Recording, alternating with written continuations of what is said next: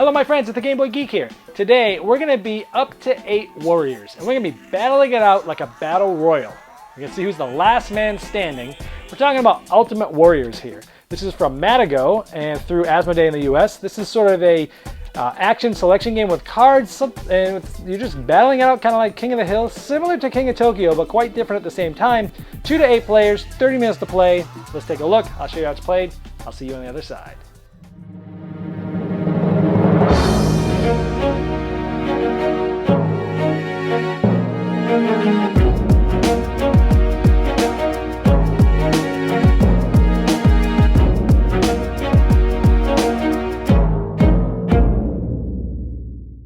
At the beginning of Ultimate Warriors, you get to pick one of these awesome 8 warriors. And they go from small to smallest to larger to largest. And they have all different sizes and ranges. And some of them have special abilities.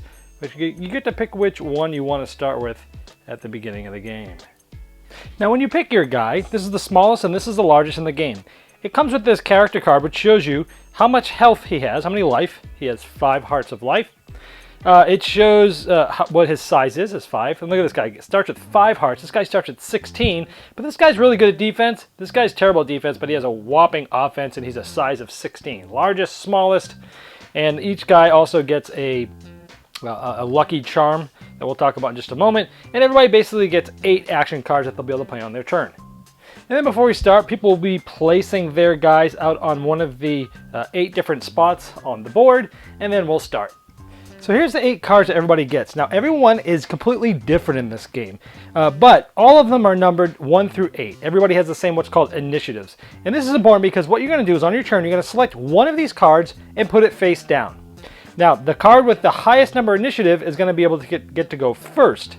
So let's say I put a card down, and I put it like this. This is my starting card that just shows me my starting abilities and such. And we start to come back. We say, has anybody put down an 8 card? If someone did, they'd flip it over and take their turn. If nobody did, we go, how about a 7? I'd say, well, I have a 7. Flip it over because I have a 7. Now what this tells me is a couple things. First of all, it shows me my defense to me. It shows me that same defense to everybody else so that they can see it. By the way, these cards are really, they're nice. They feel good. They're almost maybe Dixit size cards. They're pretty large. Now, 7. So what I get to do is I get to move 2 times. And this tells me hand-to-hand combat, meaning I have to hit somebody in the same spot as me. This is ranged attack. I can hit somebody I have to hit somebody in a different spot. We'll talk more about that in just a moment. So in this I have to move 2 and I can do melee 2. And this 2 means I'll get to roll 2 dice. By the way, the board here setup is really cool. It's actually the bottom of the board that goes into the top of the board, and it has these little pieces that slide in. It just makes it look like a cool little arena. So my guy can move 2 and then he can hit for 2. Now, when you can hit before, after, or during your movement. So if there was somebody here with me, I could attempt to hit them with the melee combat now. I moved 2. If I moved 1 and there was somebody in there, I could hit and then move the other one. Or in this case, I could just go 1, 2, and I'm going to hit this guy for 2. Now I'm hitting him, and he has a terrible defense right now, but I got 2 dice because that was the number on my melee attack. I'm trying to equal or beat 2. Ooh, I got a 1, and I got a 6. Now, because I hit him for 1, anytime you hit a monster for the first time he's been hit in the game, you take the large heart. And this large heart is always worth 3 points. So I would actually take this from him and put it in front of me. That's 3 points. And if I hit any other ones, these are all just 1 point. Now, once per game, each monster has their own lucky charm. What this allows them to do is flip it over, use their lucky charm, and he can have me either re-roll up to 3 dice, or he can take any 1 die and move it to the other side of the face, the opposite side. So he could flip this over now and just go, nope, you didn't hit me this round. And this is a one-time use throughout the game.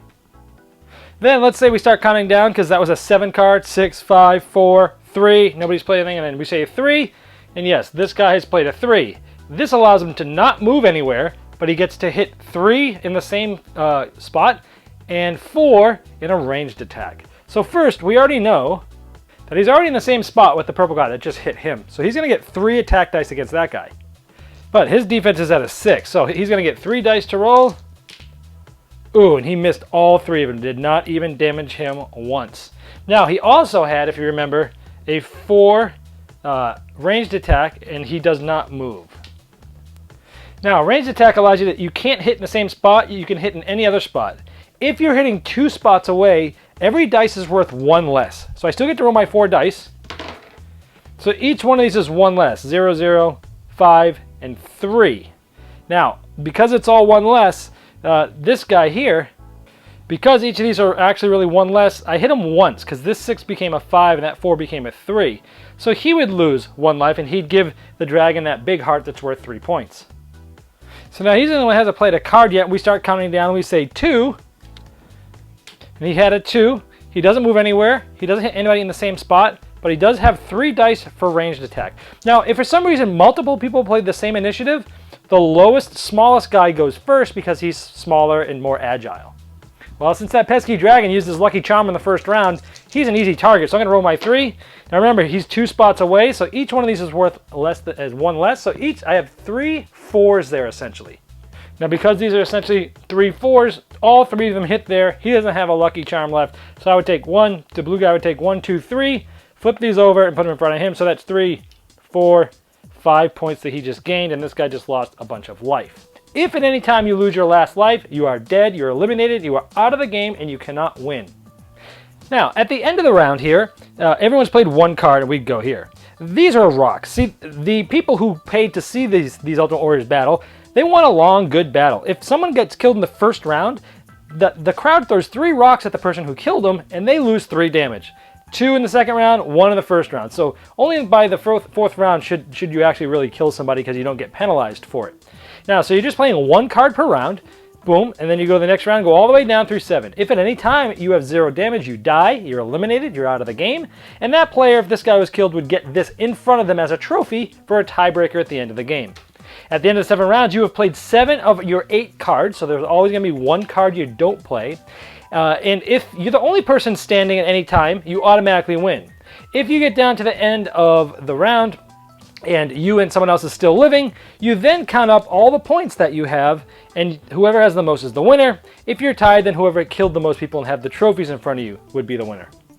If there's still a tie, the one who has the smallest body size is the winner. That's essentially how you play technically. Now let's look at some of these special ability cards.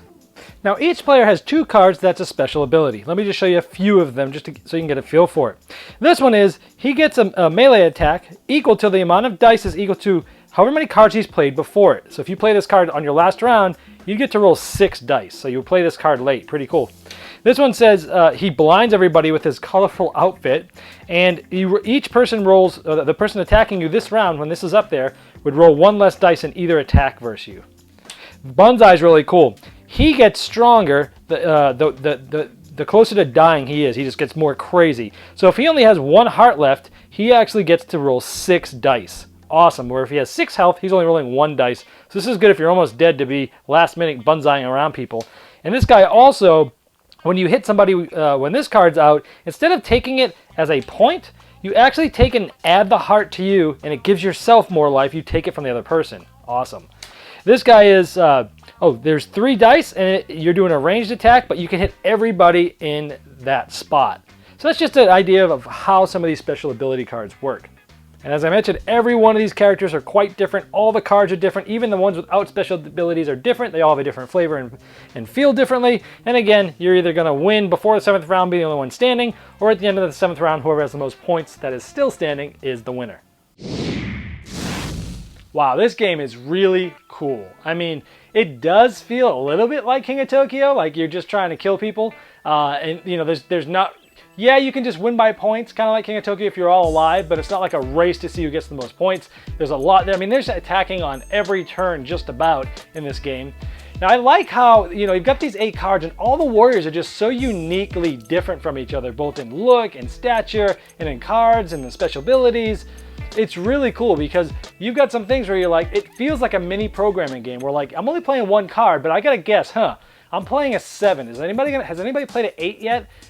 Am I gonna go first? Because if I go first, I'm really good. If I don't go first, someone could move and mess up my plans. I'm not really sure, but let's go. Or you could be like, you know, I had a really good defense or really poor defense last time. I want to throw one of the higher cards out now because that card's gonna give me, that card specifically in this case gives me more defense, and I'll have it for the next turn. Conversely, it's like, oh, I played a high defense card last time. Maybe I'll play one of my lower numbers and try to go last so that good defense stays for the whole turn and it's hard for people to hit me. You've got these back and forth sort of things, tug of war with yourself and with the cards as to which ones you're playing. I think it's awesome that you know, the first time you hit a monster, you get that big 3 heart, because that makes everybody kind of spread the damage around. It's quick, it doesn't overstay its welcome. I mean, even if you play the full 7 rounds, it's quick. 30 minutes is about accurate in this. So overall, this is an excellent game. I'd say it's a tick higher than King of Tokyo in complexity. Don't get me wrong, this is a pretty light, simple game, but there is a lot more to think about with the cards and the planning and the looking than just chucking dice and going with what you may, you know, what you're going for. Plus, there's a lot more attacking in this. I mean, people are getting attacked pretty much every turn in this game, or attempted to be attacked. The special abilities are really cool. Those ones I showed you, all of them are pretty cool. So, unique monsters, special abilities, quick, easy, light. If you like King of Tokyo, you're gonna love this game. This is like, gosh, it's almost crazy to say that I like this better than King of Tokyo because it's such a staple in my collection, but this thing rivals it. And I think I can still keep both because they are quite different. I think King of Tokyo is easier for new people to learn. This, after someone's played King of Tokyo or they played some more games, I'll bring this one out. It's not super heavy, but it's just that next tick up. But man, a good fighting game, Ultimate Warriorz.